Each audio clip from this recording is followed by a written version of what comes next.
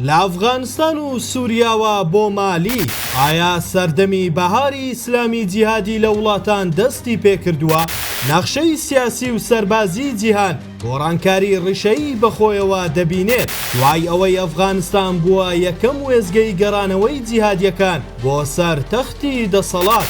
ئێستا چاوەکان لەسەر کیشوەری ئەفریقان مۆدێلی کشانەوەی هێزە نێودەوڵەتیەکان و جێهێشتنی دەوڵەتەکان بۆ گروپە ئیسلامیە چەکدارەکان کە لە ئەفغانستان و سووریا تاقی کرایەوە ئێستا خەریکە لە مالی دووبارە دەبێتەوە. لە ئەفغانستان جیهان بینی چۆن 20 ساڵ شەڕی ئەمریکا بەڕێکەوتن و کشانەوەی کتوپڕ کۆتایی هات کە ئەنجامەکەی ڕادەستکردنی کابول بوو بە تاڵیبان. ئەمە بووە ئیلهام بەخش بۆ گروپە جیهادیەکانی تر کە ئەمانەوە و دان بەخۆداگرتن سەرکەوتن دەهێنێت. لەلایەکی ترەوە لە سووریا ئەزمونێکی جیاواز بینرا دەستەی تەحریر شام بە سەرۆکایەتی ئەحمەد شەڕع توانی بە گۆڕینی ستراتیژ و سوودوەرگرتن لە پشتیوانی ئەمریکا و هێزە ئیقلیمیەکان دەسەڵاتی دیمەشقی وەرگرت. ئێستا ئەم سیناریۆیە خەریکە دەگاتە وڵاتی مالی لە ئەفریقیا.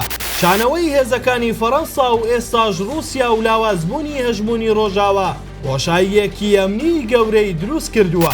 گروپی نوسرەتول ئیسلام کە باڵی ئەفریقای قاعیدەیە لە وڵاتی مالی هێرشێکی توندیان بۆ سەر پایتەختی وڵاتەکە دەست پێ کردووە. بە سوودوەرگرتن لە ململانێنەتەوەیەکان هەژاری زۆر و داڕمانی دامەزراوەکانی دەوڵەت گەیشتونەتە دەروازەکانی باماکۆی پایتەخت. ئامانزیانە دەسەڵاتی وڵاتەکە بگرنە دەست تاوکو ئێستا بە خێرایی بەرەو پێش دەچن.